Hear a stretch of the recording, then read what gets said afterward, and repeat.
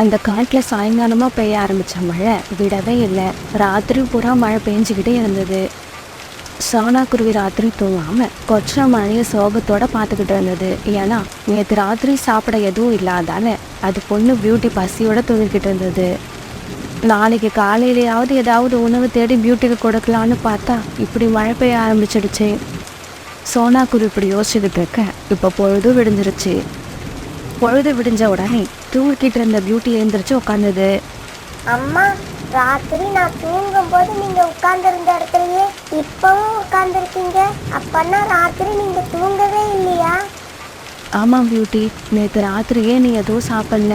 இந்த நிலைமையில இப்படி மழை பெஞ்சுக்கிட்டே இருந்தா உனக்கு எப்படி உணவு எடுத்துட்டு வருவேன்னு எனக்கு குழப்பமா இருக்கு.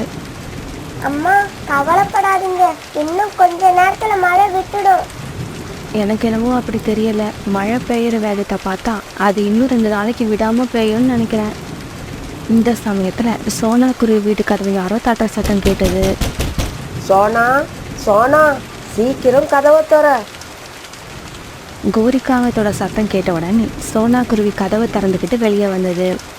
சோனா, நாங்க 2 பேரும் உணவு தேடி வெளியில போறோம், நீயும் எங்க கூட வரியா? கோரி இப்படி கேட்ட உடனே சோனா குருவிக்கு ரொம்ப சந்தோஷமாயிடுச்சு. கோரி அக்கா, இப்படி மழை பெஞ்சுக்கிட்டு இருந்த சமயத்துல எப்படி தனியா போறதுன்னு யோசிச்சுக்கிட்டு இருந்தேன். நல்ல வேலை நீங்க 2 பேரும் வந்தீங்க. ஆமா சோனா, இப்படி மழை பெய்யுற காலத்துல தனியா உணவு தேட போறது ரொம்ப தப்பு. இப்படி நம்ம கூட்டமா போனாதான் ஒருத்தருக்கு ஆபத்து வந்தாலும் கூட வந்தவங்க உங்களுக்கு உதவி செய்வாங்க. பிறகு தன்னுடைய வீட்டில் இருந்த ஜன்னல் வழியா பியூட்டியை பார்த்த சோனா குருவி இப்படி சொல்லுச்சு. பியூட்டி, நான் கோரி ஆண்டி கூட உணவு தேட போறேன். நீ கதவை தாப்பால் போட்டுக்கிட்டு உள்ளேயே இரு. பிறகு சோனா குருவி காலுக்காகவும் கோரிக்காகவும் 2 பேரும் உணவு தேட பறந்து போனாங்க. மழை ரொம்ப வேகமாக பெஞ்சுக்கிட்டு இருந்ததால இவங்களால வேகமாக பறந்து போக முடியல. அதனால இவங்க 3 பேரும் நிதானமாக பறந்து போய்கிட்டு இருந்தாங்க. இப்படி பறந்து போன இவங்க இப்போ ஒரு அடர்த்தியான காட்டுக்குள்ளே வந்துட்டாங்க. இப்படி ரொம்ப தூரம் பறந்து வந்த இவங்க ஓய்வு எடுக்கிறதுக்காக ஒரு மாமரத்துக்கு இலையில வந்து உட்காந்தாங்க. அந்த மாமரத்தில் உட்காந்த உடனே சோனா குருவி கலைகளுக்குள்ளே மறைஞ்சிருந்த ஒரு மாம்பழத்தை பார்த்துருச்சு. உடனே சோனா குருவி அந்த மாம்பழத்தை பறித்து எடுத்துக்கிச்சு. கௌரி அக்கா, என்னோட குழந்தைக்கு உணவு கிடைச்சிருச்சு. இன்னும் சீக்கிரமாகவே உங்களுக்கும் உணவு கிடைச்சிரும்னு நினைக்கிறேன். அது எப்படி? இந்த மாம்பழம் எங்களோடது, அந்த பழத்தை எங்ககிட்ட கொடு. காணண்ணா, இந்த பழத்தை முதல்ல நான் தான் பார்த்தேன். இந்த மரத்துல இருந்து இதை பறிச்சதும் நான் தான். சோனா, நாங்க உன்னோட வீட்டுக்கு வந்து உன்னை அழைச்சிக்கிட்டு வந்ததால தான் நீ இந்த பழத்தை பார்த்த. ஒருவேளை நீ தனியா வந்திருந்தா இந்த பழத்தை பார்த்தே இருக்க மாட்ட. அதனால இந்த பழம் எங்களுக்கு தான் சொந்தம், அதை எங்க கிட்ட கொடுத்துடு. கௌரி அக்கா, சொன்னா கேளுங்க. பியூட்டி நேற்று ராத்திரியில இருந்து பட்டினியா இருக்கா. இதை நான் அவளுக்காக தான் எடுத்துட்டு போறேன். காலுஜி, சோனா குருவி கிட்ட நம்ம வாயால கேட்டா கொடுக்காது, பிடுங்கி எடுத்துக்கிட்டாதான் உண்டு. இப்படி சொன்ன கோரிக்காக அந்த மாம்பழத்தை தான் பக்கம் இழுத்துக்குச்சு. கோரி, மாம்பழம் நம்ம கிட்ட வந்ததுக்கு அப்புறம் நமக்கு இங்க என்ன வேலை? சீக்கிரம் கிளம்பு, நாம வீட்டுக்கு போகலாம். காரணம்னா கோரி அக்கா, மாம்பழத்தை என்கிட்ட இருந்து நீங்க எடுத்துக்கிட்டீங்க. பரவாயில்ல, அதை நீங்களே வச்சுக்கோங்க. எனக்கு வேற ஏதாவது உணவு கிடைக்கிற வரைக்குமாவது என் கூட இருங்க. மாம்பழம் கிடைச்சதுக்கு அப்புறம் உன் பின்னால சுத்திக்கிட்டு இருக்க நாங்க ஒன்றும் முட்டாள் இல்லை.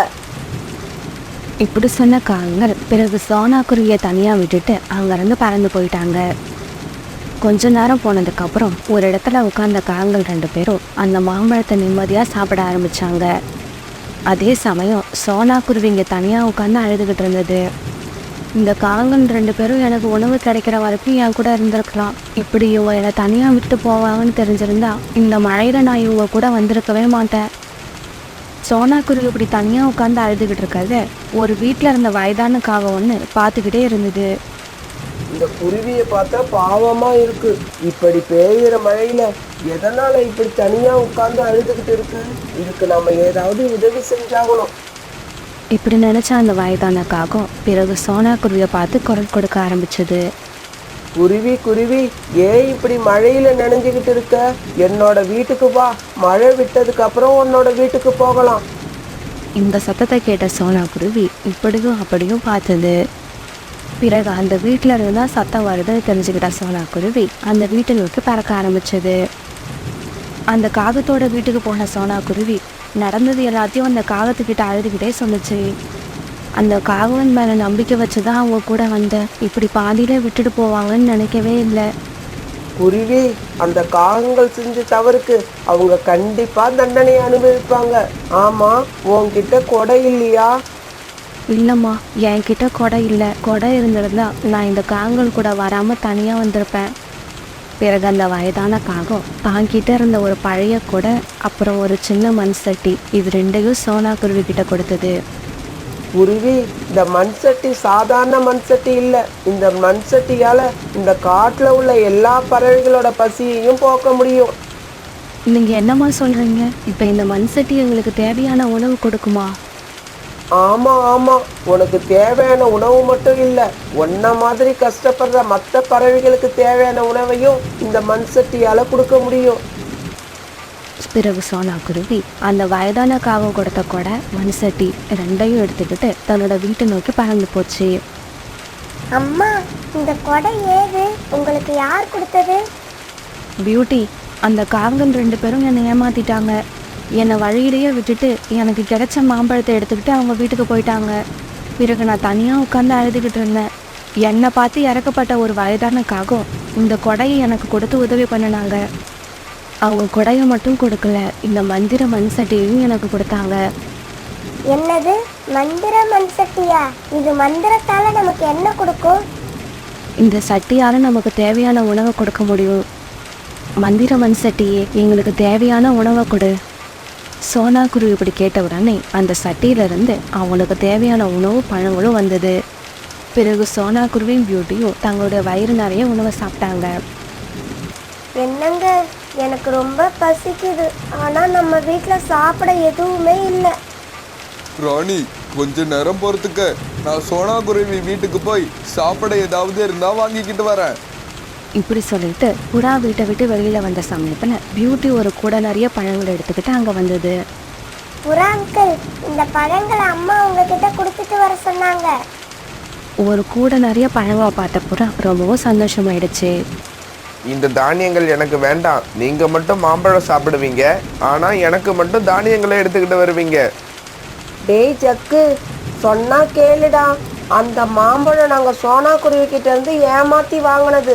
அதை சாப்பிட்டுட்டு உனக்காக பழங்களை தேடி ரொம்ப தூரம் அலைஞ்சி பார்த்தோம். பழங்கள் எங்கேயுமே கிடைக்கல, இந்த தானியங்கள் தான் கிடைச்சிது. அதெல்லாம் எனக்கு தெரியாது. எனக்கு இப்ப சாப்பிட பழங்கள் தான் வேணும். டேய் ஜக்கு, ஒன்று பண்ணு. சோனா மறுபடியும் எப்படியாவது பழங்களை தேடி எடுத்துக்கிட்டு தான் வீட்டுக்கு போயிருக்கோம். நீ நேராக சோனா குருவி வீட்டுக்கு போய் சாப்பிட ஏதாவது இருந்தா கொடுங்கன்னு கேளு. பிறகு ஜக்கு சோனா குருவி வீட்டை நோக்கி பறந்து போனான். சோனா ஆண்டி, சோனா ஆண்டி, சீக்கிரம் கதவு திறங்க. நான் தான் ஜக்கு வந்திருக்கேன். ஜக்குவோட குரலை கேட்ட சோனா குருவி கதவை திறந்துக்கிட்டு வெளியே வந்தது. ஜக்கு, நீ எப்படியும் இங்கே வருவேன்னு எனக்கு தெரியும். ஏன் வெளியிலேயே நிற்கிற? வீட்டுக்குள்ளே வா. பிறகு ஜக்கு வீட்டுக்குள்ளே போனதும் அவனுக்கு சாப்பிட சோனா குருவி பழங்களை கொடுத்தது. அந்த பழங்களை வயிறு நிறைய சாப்பிட்டு முடிச்ச ஜக்கு பிறகு தன்னோட வீட்டுக்கு பறந்து போனான். மழை பெய்ய ஆரம்பித்து 4 நாள் ஆயிடுச்சு. இன்னும் மழை விடவே இல்லை. காங்கள் 2 பேரும் உணவு கிடைக்காம ரொம்ப கஷ்டப்பட்டாங்க.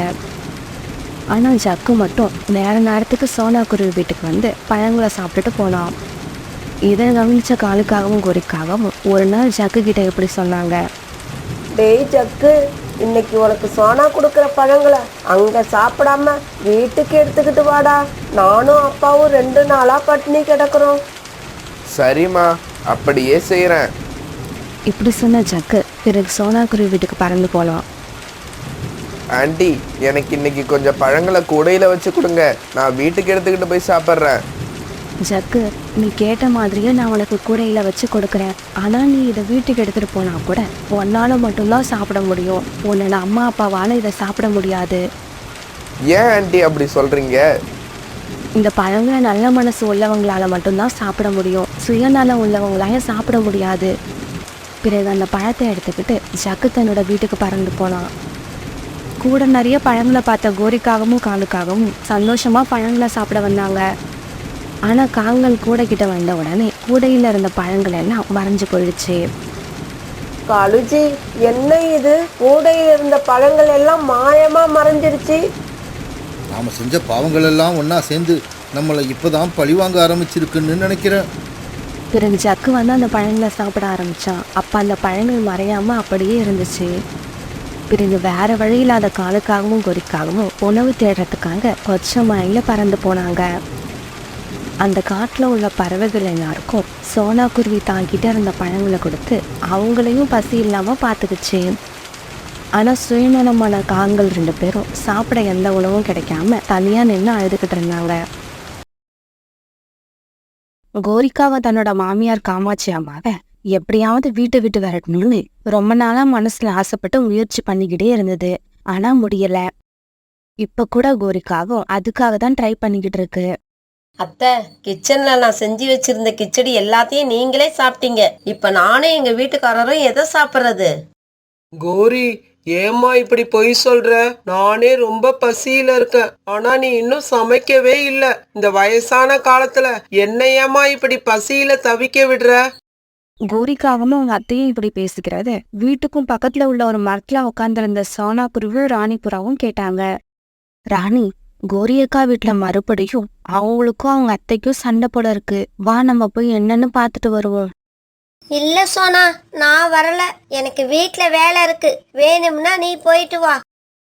ராணி இப்படி சொன்ன உடனே சோனா குருவி கோரிக்காக வீட்டை நோக்கி பறந்து போச்சு. கோரியக்கா, என்ன இப்படி பண்ணிக்கிட்டு இருக்கீங்க?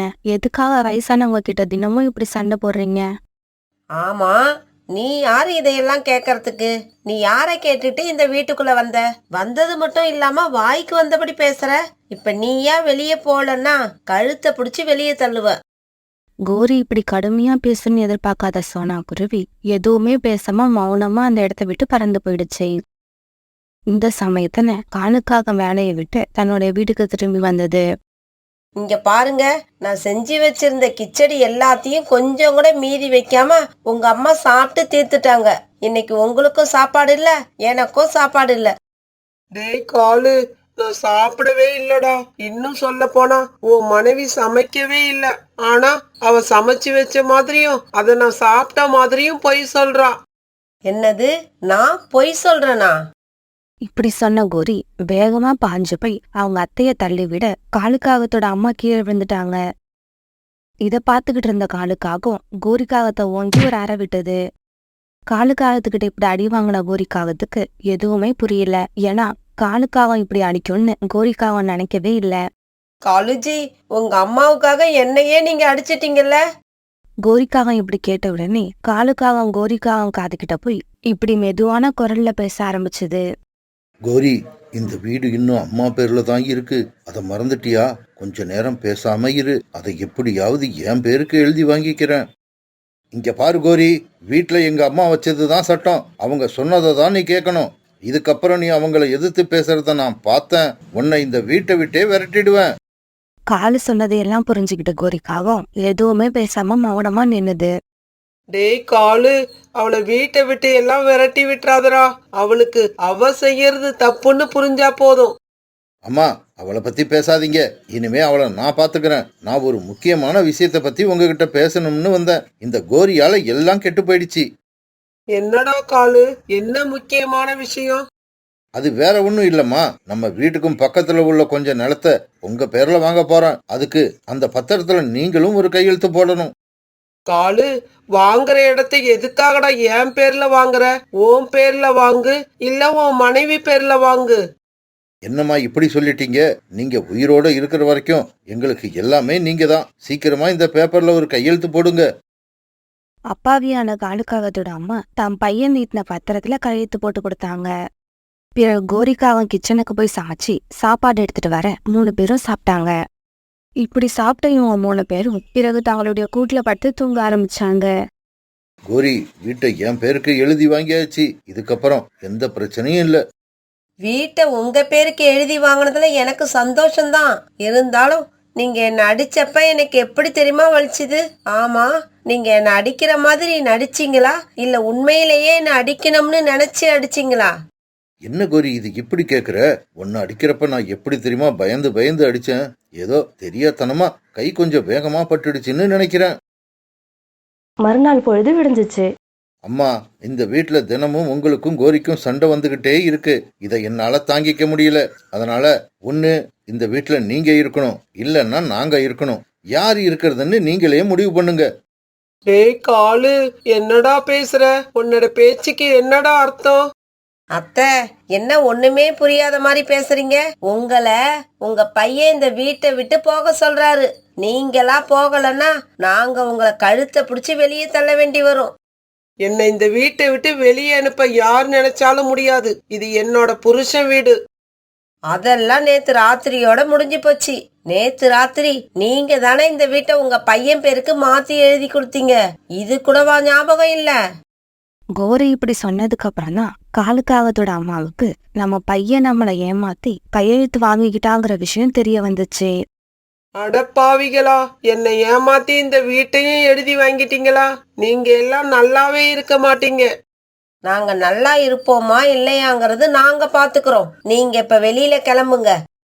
உடனே காலுக்காகத்தோட அம்மா அழுதுகிட்டே வீட்டை விட்டு கிளம்புனாங்க. காலுக்காகத்தோட அம்மா வீட்டு கூரையில வச்சிருந்த ஒரு பழைய துணி மூட்டையும் எடுத்தாங்க. காலுஜி, இந்த மூட்டைய இதுவரைக்கும் நான் பார்த்ததே இல்ல. இந்த மூட்டைக்குள்ள என்ன இருக்கு? இதுக்குள்ள என்னோட பழைய துணிகளும் என் கணவரோட போட்டோவும் இருக்கு. கோரி, ஏன் இப்ப அதையெல்லாம் கேட்டுக்கிட்டு இருக்க? அம்மா, உங்களுக்கு என்னென்ன வேணுமோ எல்லாத்தையும் எடுத்துக்கிட்டு சீக்கிரமா கிளம்புங்க. பிறகு காலுக்காகத்தோட அம்மா தன்னோட மூட்டையை தூக்கிட்டு அந்த வீட்டை விட்டு வெளியில பறந்து போனாங்க. இப்படி போனவங்க ஒரு மரத்தடியில புறா உட்கார்ந்துருக்கத பார்த்துட்டு அங்க போனாங்க. புறா, தயவு செய்து இன்னைக்கு ஒரு நாள் என்ன உங்க வீட்டுக்கு அழைச்சுக்கிட்டு போப்பா. அம்மா, எங்க வீடு ரொம்ப சின்ன வீடு. அது எங்க குடும்பம் தங்கறதுக்கு தான் சரியா இருக்கும். இருந்தாலும் நீங்க இன்னைக்கு ராத்திரி அங்க வந்து தங்கிக்கிங்க. இப்படி சொன்ன புறா காலுக்காகத்தோட அம்மாவை தன்னோட வீட்டுக்கு அழைச்சிட்டு போச்சு. என்னங்க, இன்னைக்கு ஒரு நாள் ராத்திரி தான் நான் எப்படியாவது அட்ஜஸ்ட் பண்ணிக்கிறேன். ஆனா நாளைக்கு காலையில இவங்க இங்க இருக்க கூடாது. கவலைப்படாத ராணி, நான் இங்க இருக்க மாட்டேன். நாளைக்கு காலையில நானே வீட்டை விட்டு வெளியே போயிடுவேன். பிறகு அன்னைக்கு ராத்திரி புறாவோட வீட்டுல எல்லாரும் படுத்து தூங்குனாங்க. மறுநாள் விடிஞ்ச உடனே காலுக்காகத்தோட அம்மா தன்னோட மூட்டையை தூக்கிக்கிட்டு புறாவோட வீட்டை விட்டு வெளியே வந்தாங்க. இப்படி இவங்க வெளியில வந்த சமயம் திடீர்னு அந்த காட்டுல மழை பெய்ய ஆரம்பிச்சது. உடனே காலுக்காகத்தோட அம்மா ஒரு பெரிய மரத்துக்கடியில போய் உட்கார்ந்தாங்க. இப்ப இந்த மழையை யார் கேட்டது? காலுக்காகத்த மாதிரி ஒரு பையனை பெத்ததுக்கு நான் இன்னும் என்னெல்லாம் கஷ்டப்பட போறேனோ தெரியல. காலுக்காகத்தோட அம்மா இப்படி நினைச்சுக்கிட்டு அந்த மரத்தடியில உட்கார்ந்துருக்கும் போது ஒரு திருட்டுக்காக அங்க வந்தது. பாட்டி பாட்டி, இந்த மூட்டையில என்ன வச்சிருக்க? இந்த மூட்டையில எது இருந்தா உனக்கு என்னப்பா? ஓ வேலைய பார்த்துக்கிட்டு போ. ஆனா அந்த இடத்த விட்டு போகாத அந்த திருட்டுக்காகவும் காலுக்காகத்தோட அம்மா கிட்ட இருந்த மூட்டையை பிடிச்சு இழுக்க பார்த்தது. காப்பாத்துங்க, காப்பாத்துங்க, என்னை யாராவது காப்பாத்துங்க. அந்த வழியா பறந்து போய்கிட்டு இருந்த சோனா குருவி இந்த சத்தத்தை கேட்டு அந்த இடத்துக்கு போச்சு. சோனா குருவியை பார்த்த அந்த திருட்டுக்காகவும் உடனே அந்த மூட்டையை விட்டுட்டு அங்கிருந்து பறந்து போயிடுச்சு. அம்மா, நீங்க ஏன் இங்க தனியா வந்து உட்காந்துருக்கீங்க?